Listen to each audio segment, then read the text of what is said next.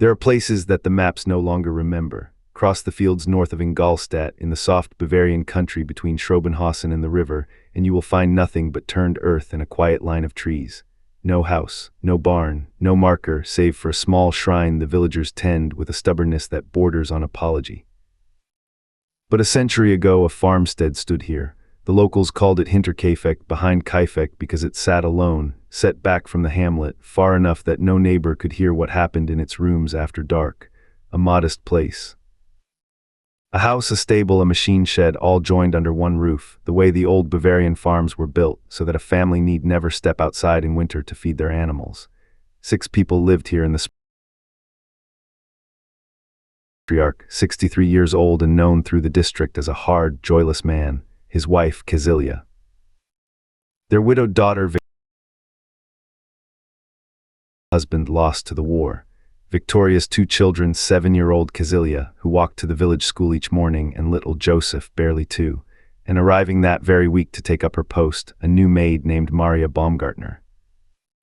By the evening of the 31st of March, all 6 of them would be dead, not by sickness, not by fire or flood or any mercy of God. Each of them was struck down, one after another, by the same instrument, a mattock, a heavy farming pick used to break frozen ground. They were killed in the dark, in silence, by a hand that has never been named.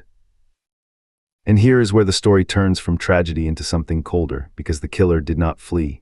For 3 days after the murders, smoke rose from the chimney of Hinterkaifeck. The cattle were fed. The dog, found tied and alive, had been cared for. Neighbors passing on the road saw the curtains move. The postman left mail that was carried inside. Whoever had butchered this family in the night had then stayed, living in the house among the bodies, eating their bread, warming themselves at their fire, moving through rooms where the dead lay stacked beneath the hay. In the days before, the old farmer had told people strange things. Footprints in the fresh snow leading from the forest to the house, but none leading away, keys vanishing.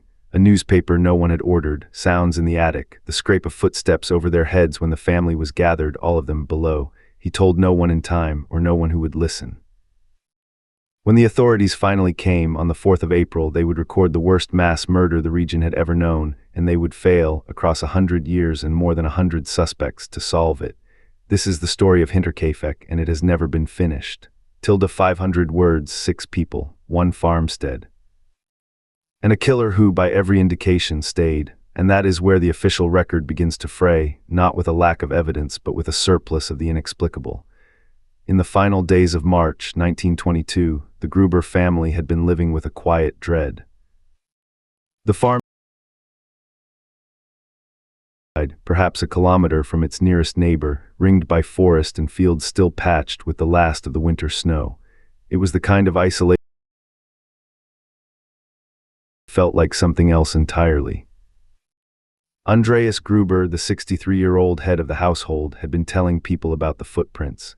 They came out of the tree line and crossed the open snow to the farmhouse, but there were none leading away. He spoke of hearing footsteps in the attic, of finding a newspaper on the property that no one in the family had bought, from a town no one had visited. The house key had gone missing. Days earlier, a set of keys had simply vanished. The maid who had worked there before had quit and fled, telling anyone who would listen that the farm was haunted. Andreas told the neighbors these things almost in passing, a grim curiosity. He did not go to the police. He did not, as far as anyone knows, lock himself in and wait for dawn with a loaded gun. Whatever he believed was happening, he seemed to have decided to simply endure it. That was his fatal mistake. We know now, or we believe we know, that someone was already inside the walls of Hinterkaifeck, in the attic, listening, waiting. The sounds Andreas heard were not the house settling. They were a man learning the rhythms of the family he intended to kill. On the evening of March 31st, a new maid arrived. Her name was Maria Baumgartner. She was 44 years old, and Hinterkaifeck was meant to be a fresh start. She had been on the property for only a few hours. She would not live to see another morning. One by one, they were lured or dragged into the barn. Andreas, his wife Cäzilia, 72, their widowed daughter Viktoria, and Viktoria's 7-year-old daughter, little Cäzilia, named for her grandmother. Each was struck down with the same weapon, a rutho, a heavy mattock used for clearing roots and breaking soil, a farm tool, something that would have been hanging on the wall. Inside the house, 2 more waited to die, 2-year-old Joseph in his cot, and Maria, the maid, of a single afternoon in her room. The killer went to them. He He finished what he had started, 6 people in a single night. And then, and this is the detail that has haunted investigators for over a century, the killer did not leave. The smoke from the dead and watered.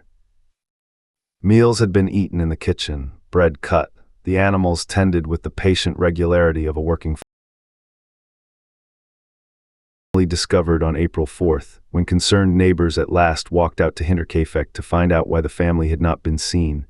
They found a household frozen mid-routine, and the unmistakable evidence that someone had been living there calmly, in the company of the dead.